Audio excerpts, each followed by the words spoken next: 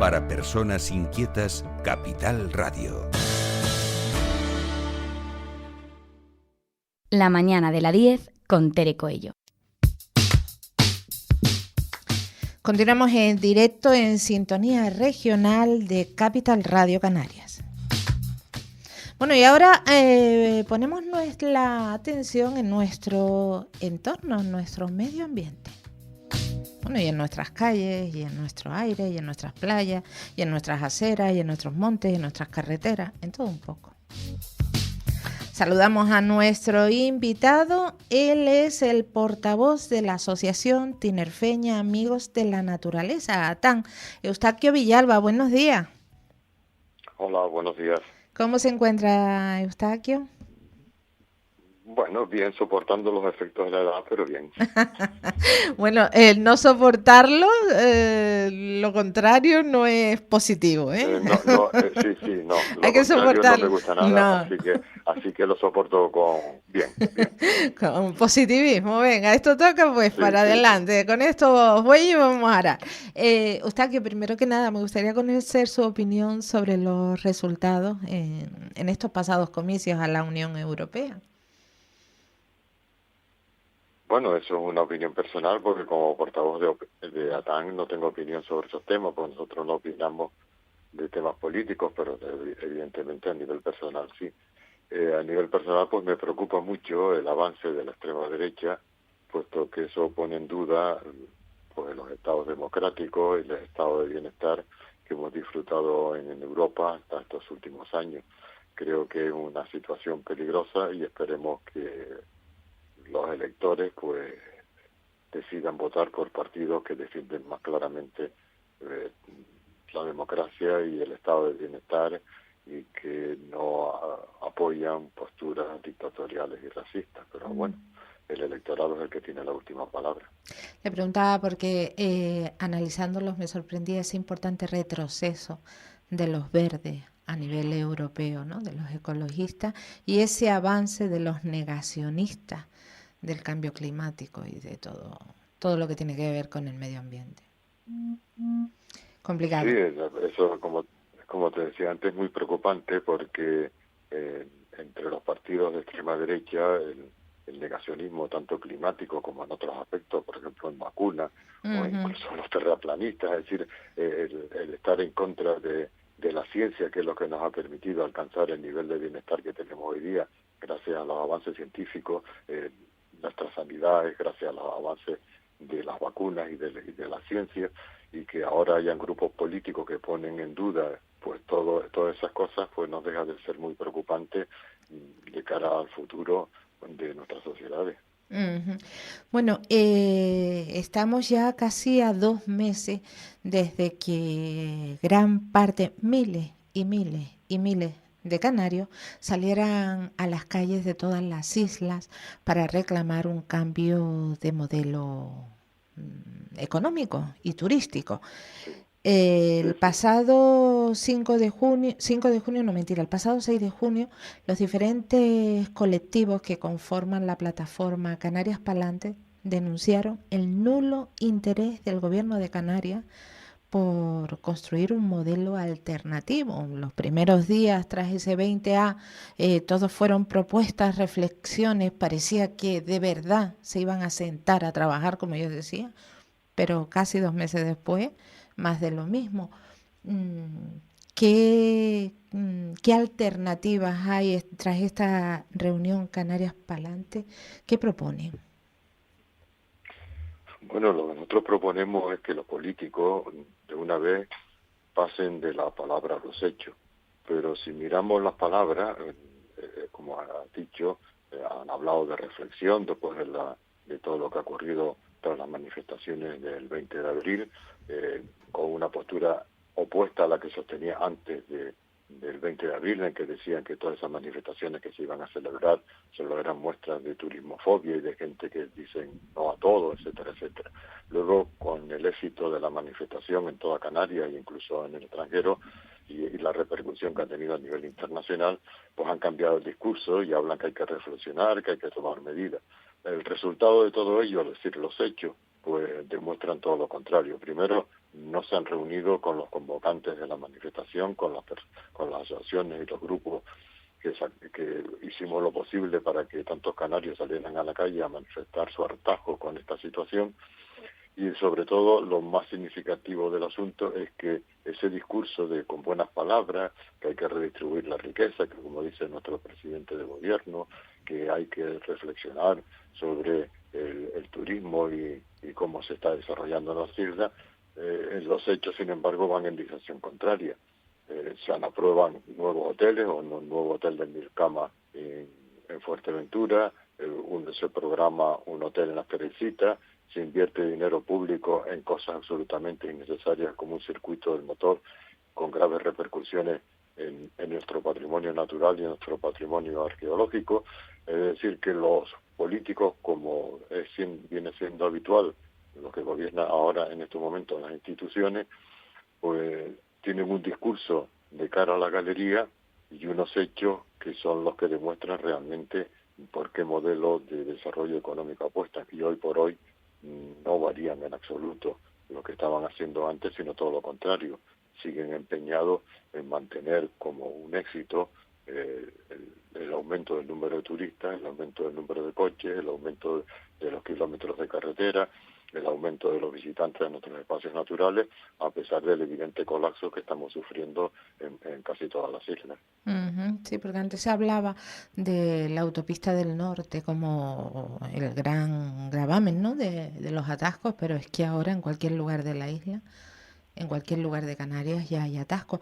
Con respecto a la ecotasa, ayer en el Parlamento de nuevo se volvió a preguntar a Fernando Clavijo, presidente del Gobierno de Canarias, por la puesta en marcha de una ecotasa al turismo. Y de sus palabras, pues él defiende el establecimiento de una tasa ambiental europea para los nuevos residentes que se trasladen a vivir a las islas por el impacto y la huella ecológica provocada. ¿Esto tiene sentido? No, desde luego, si él lo entiende, seguramente él lo entenderá, pero el resto de los canarios no entendemos eso. Cuando se habla de una ecotasa, se trata de una medida que no es una medida que trate de alterar el flujo de visitantes en Canarias, sino simplemente de que esos visitantes contribuyan con un impuesto finalista al mantenimiento de nuestro principal atractivo turístico, que es realmente nuestro patrimonio natural. Plantearlo como lo hace como el presidente del gobierno, como un elemento disuasorio de la visita de turistas, es una barbaridad. Eso no tiene ningún sentido.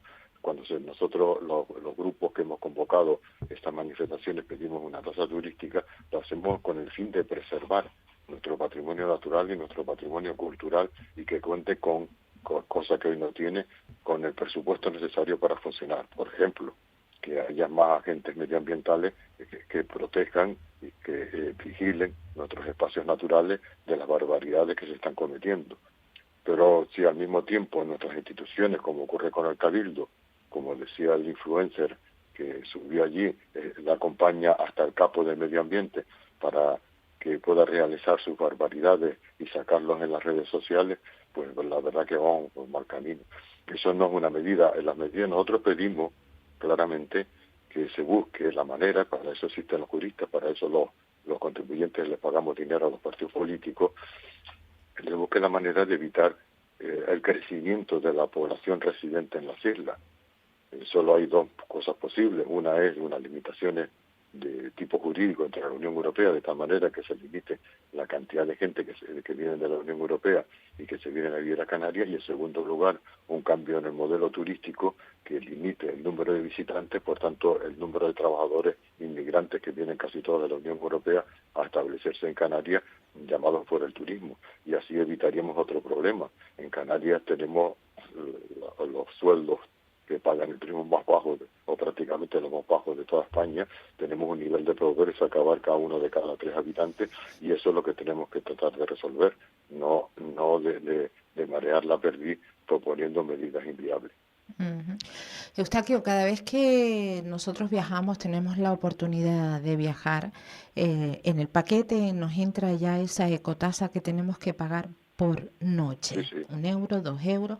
No nos planteamos dejar de ir a ese lugar por pagar ese impuesto. Además, lo consideramos oportuno porque se revierte en el cuidado del lugar que vamos, porque lo admiramos, porque nos gusta ir a ese sitio.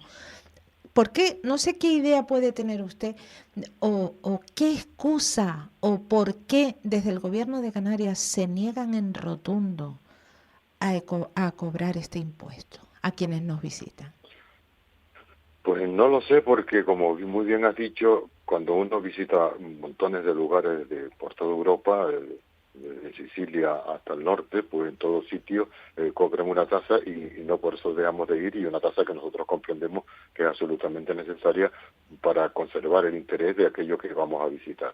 ¿Por qué el gobierno de Canarias? Pues bueno, la presión de los turoperadores y de los grandes hoteleros debe ser la causa por la que porque ellos son los que dicen que eso sería negativo porque vendrían menos turistas. Pero vamos, eso es lo que estamos buscando, que vengan menos turistas. El número de turistas es suficiente para mantener una calidad de vida adecuada de los habitantes de Canarias, unos salarios dignos, y que los canarios podamos desplazarnos, visitar los lugares, etcétera, sin vernos sometidos a un colapso diario como está ocurriendo.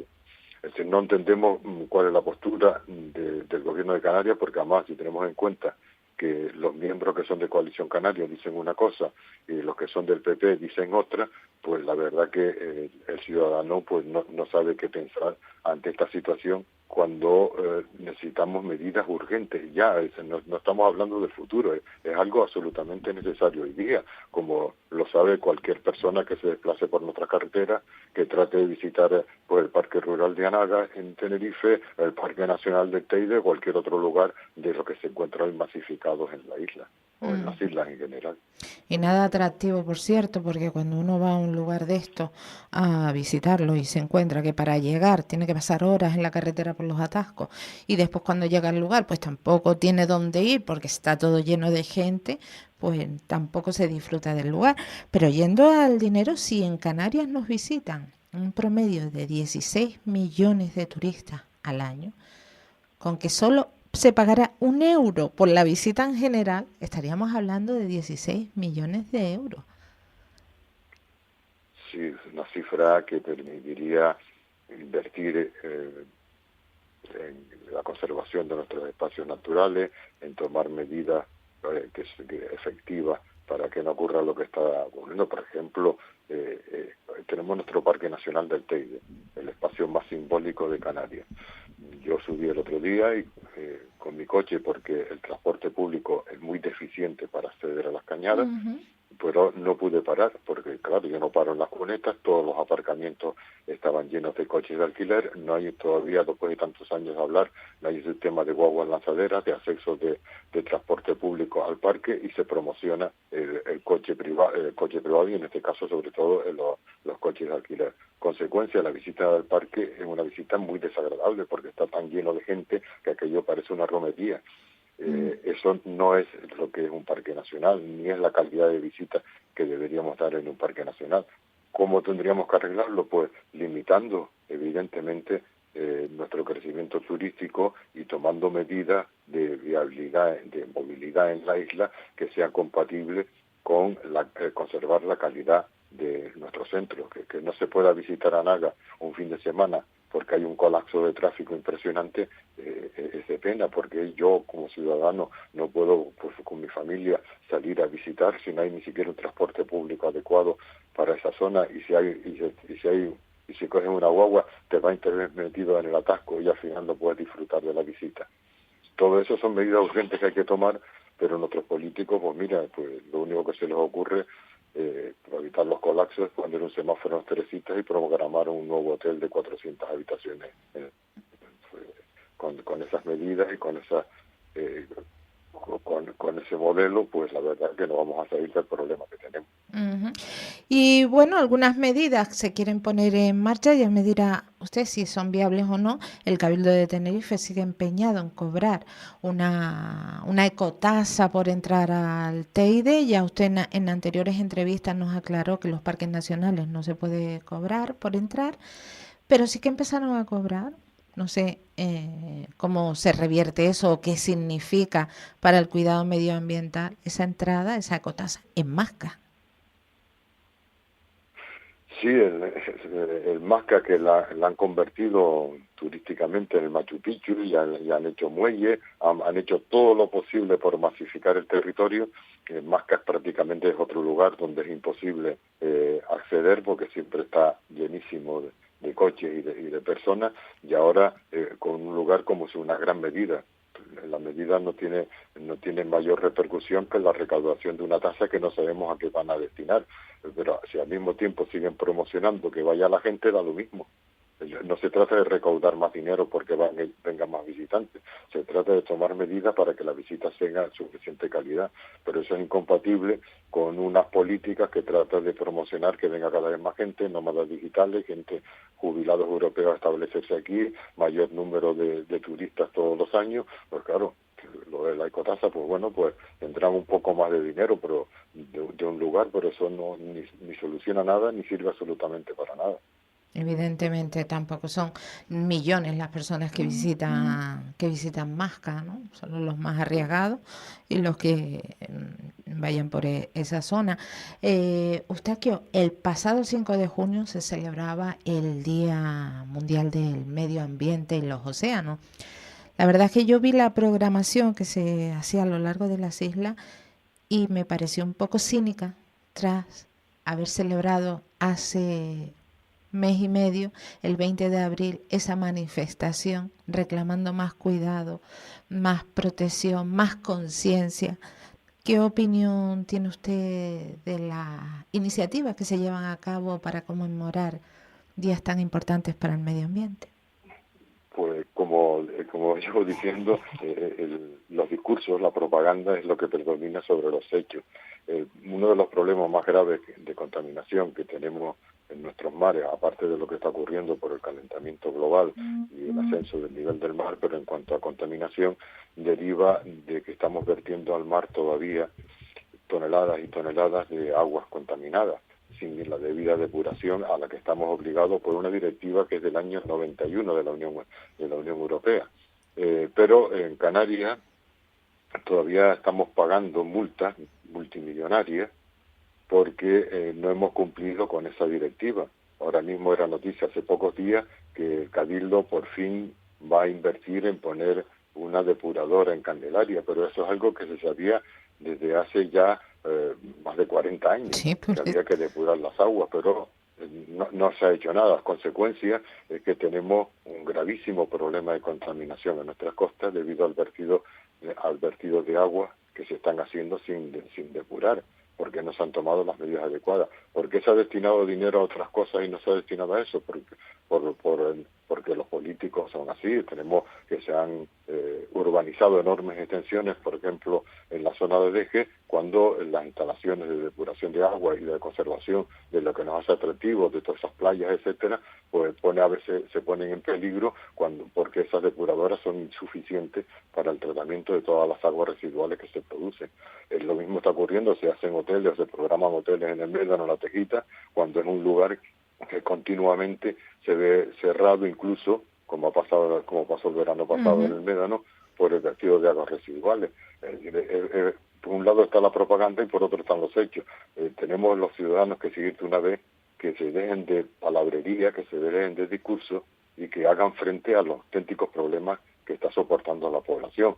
Es igual que ocurre con el problema del traslado y de la viabilidad entre las islas. Lo único que proponen ahora es gastarnos una enorme cantidad de dinero en un disparate desde todos los puntos de vista, como es la construcción de trenes en las islas, más grandes obras. Todavía hay gente que propone, como el presidente del Cabildo de La Gomera, el señor Casimiro Curbelo, que se haga otro puerto nuevo en Fonsalía, con una inversión de centenares de millones de euros, con la única excusa de que ganaría 10 minutos para llegar a La Gomera. Pues tanta prisa tiene el señor. Pero mientras sí. Tenemos otro puerto que costaron un montón de millones de euros, que todavía no ha recibido un barco de ninguna naviera con estableciendo una línea con ese puerto. es que es una locura absoluta. ¿A qué puerto se Hemos refiere? ¿Al de al Granadilla puerto de o Granadilla, al el que puerto está en de Valle Granadilla. Gran Rey? Porque ese es otro que está... Bueno, es que puertos disparatados, el puerto de Tazacorte, que se construyó también como un puerto interinsular para tener líneas marítimas, tampoco ha servido. Hemos gastado y seguimos gastando en grandes obras públicas, que por cierto suelen dejar mucho dinero en comisiones, pero en las auténticas necesidades no estamos gastando nada ni resolvemos los problemas. No hemos resuelto los problemas de las comunicaciones porque seguimos empeñados en promocionar el coche privado a costa del servicio público que puede establecerse en las islas. Y claro, como solución siempre dice, pues nada, cogemos dinero que nos viene de Europa y hacemos trenes. Oiga, eso no es la solución de un problema que viene derivado del excesivo número de coches. Tenemos récord de coches por habitante de la Unión Europea, de kilómetros de carretera por kilómetro cuadrado de superficie, etcétera. Es decir, que si no atacamos lo que causa el problema, sino que buscamos soluciones a ese problema, que es pues aumentar todavía más la superficie ocupada de las islas, pues mal vamos. Desde luego. Mencionaba antes las aguas residuales y ya, bueno, nos quedan un par de minutos. Le pregunto por las otras. Se ha declarado la crisis hídrica en diferentes islas, pero también en diferentes islas alzan la voz por el estado de las obras hidráulicas y el gran despilfarro de agua que se está produciendo minuto a minuto. Sí, lo de la emergencia hídrica tiene contradicciones evidentes. Hay emergencia hídrica, por ejemplo, en Tenerife y Fuerteventura. Pero Fuerteventura, toda el agua que consume es agua desalada. ¿De dónde procede la emergencia hídrica? Pues sencillamente, como ocurre en Lanzarote, que han hecho desaladoras, pero las conducciones funcionan fatal, de tal manera que se pierde hasta el 60% del agua que se produce. Es decir, que nos gastamos un montón de dinero en producir 100 litros de agua, pero tiramos 60. El caso en islas como Tenerife es diferente. El agua que disponemos en la isla, aparte del agua de las desaladoras y de las aguas que se pueden recuperar de las aguas depuradas, procede del agua de lluvia, es decir, de la que se infiltre. Evidentemente eso significa que es una cantidad determinada, la que sea. Si nosotros consumimos cada vez más, evidentemente vamos a tener un grave problema de abastecimiento en el futuro. Eso no se ha hecho nada, no se han hecho nada por mejorar las aguas subterráneas, y todos los días dice, pues nada, hacemos desaladoras, incluso en islas donde el suministro de aguas subterráneas, si se hiciera bien, si se hicieran las obras que son necesarias, o incluso sin hacer muchas obras, como el caso de La Palma, podrían suministrarse sin necesidad de desaladoras. La emergencia hídrica es un problema que se está yendo hacia la producción y no hacia el consumo. Hay que mirar también el consumo, medidas de ahorro del consumo, eso no se están tomando, medidas de ahorro, medidas de control de las pérdidas de las conducciones, todo eso no se contempla, se contempla simplemente el negocio, y el negocio en que está hoy día, en construir desaladoras a tope. Construir cada vez más desaladoras, pero las desaladoras cuestan un montón de energía, Sí, es cara, el agua desalada es bastante cara. Incluso más cara que el agua. Hay que tratarla, y además no solo es cara al producirla, sino que además el agua de las desaladoras se producen a nivel de costa, por tanto hay que impulsarla, que es otro gasto energético añadido que no se suele comentar, hacia zonas altas para poder distribuirla por gravedad. Y el problema no está ahí, que no podemos seguir aumentando, consumiendo territorio, agua, etcétera, etcétera, como se está haciendo. Pero nuestras autoridades piensan que son los problemas porque tienen dinero, construyen desaladoras y ya está. Eso no somos Arabia Saudita. Desde luego.